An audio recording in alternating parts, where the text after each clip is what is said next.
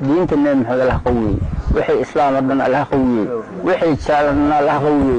dowladda galmudug waxaan leenahay ilaahay kor ha yeelo dadka Soomaaliya oo dhan guud ahaan kor allah ha yeelo nabad waarta oo lagu dago oo dalku ku dagana allah nasiiyo qaas ahaan degmada dad Soomaali oo bay leeyahay aan ugu timaadeen oo jidka dheer ah soo qaadeen galmudug teeriyo bay leeyahay magaalada madaxeeda Dhuusamareeb waan salaamaynaa salaanka bacda marka baahida waxa jirta ilaahi baa horta baahida oo fikra baahida ilaahi baa oo fikra baahidaasi waxa wax la koobi karo maahan laakiin shaq qodob baan soo koobaya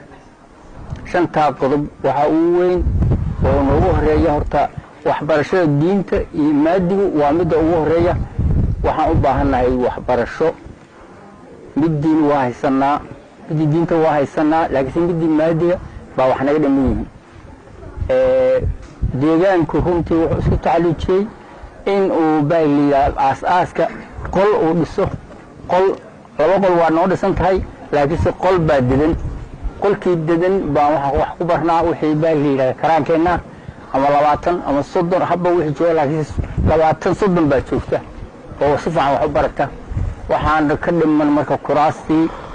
iyo waxyaalo badan macalinka wuxuu ku shaqeeyaa wadaniinimo ku shaqeeyaa ama wadaniinimo deegaanka ha noqoto ama mid galmudug ha noqoto ama dadka deegaanka waxbarashada ha noqoto buu ku shaqeeyaa waxaan rabnaa ninkaasna bahli la yiraahdo wax dheefkiisa iyo waxbarashadiisa inay naga kaaliyaan bahli la yiraahdo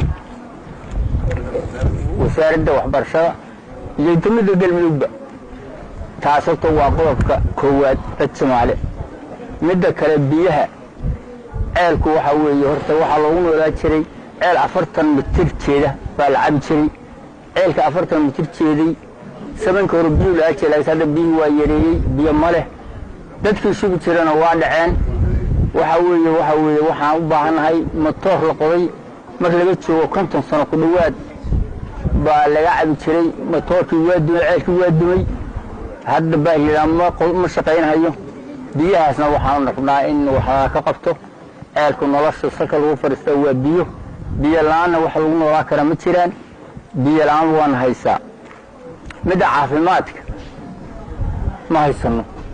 caafimaadku waa ugu yarahay waxaan noogu dhow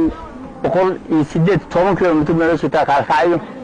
meeshaasaan la aadnaa meeshaasna waa aragteen waa soo marteen wadadeeda qofkii la qaado boqolkii waxa dhinta waxa la koobi karin baa dhax ku sii dhinta caafimaadku u baahanahay hadda noloshu ku jirta baa la yiraahdo midda ciidanka nabadgelyada ciidanku beelisku waa saldhigga wuxuu ka mid yahay nabadgelyada inkastoo meesha nabadgelyadu fiican tahay laakiin wax kasta waxay ku fiican tahay in ciidan kala waardiyeeya wixii qalad sameynaya iyo wixii wanaagsan kala waardiyeeya waa saldhigga waxay ka mid tahay beelisku nabadgelyada faraha bay ka mid tahay ayaan u baahanahay waxa kaloo noogu sii daran wadadaas ku xigta dad Soomaali iyo kaalkacayo ilaa isku xigta afar waaqo iyo budbud iyo xungud ilaa garacad isku xigta oo dadkaasi hal mindha 500 oo qof oo ku nooshahay wax soo mari kara ma jiraan gaari ka soo qaca afar waaqo anagu waxaan ku noolnahay baa u jirta afar waaqo 180 bay jirta kaalkacayo anagu waxaan ku noolnahay 100 kilomitir oo noo soo socdaa 6 saacato 8 saacato 2 saacato noo soo socdaa baylida markuu kaalkacayo gudama 8 kale u socdaa kii ka soo kaca afar waaqo meeshaas inuu ku nasto ma gudbi karo kii kaalkacayo ka yimaado inuu ku nastaa ma gudbi karo waxaas waa wadada dheerkeeda iyo waxa haysta weeye ilaahay maantiis marka wasiiradii galmudug iyo gudoomiyii gobolka iyo baylida raggii qabiireenta iyo raggii ka soo kacay ilaa Yurub ka soo kacay Amerika ka yimaado ama xabar ka yimaadeen waxaan ku mahadinaynaa inaan soo aragtay deegaankiini laynka doortay oo u dhalateen oo u timaadeen baa soo aragteen baahidina waa aragteen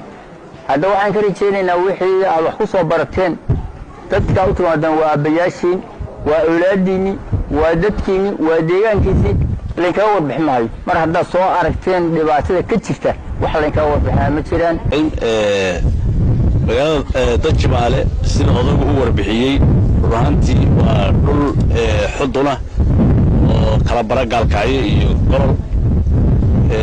ceelka ku yaala waxaa la yiraahdaa waa loogu yimid meesha waa ceelka magaca iskale 40 mitir in lagu qiyaasay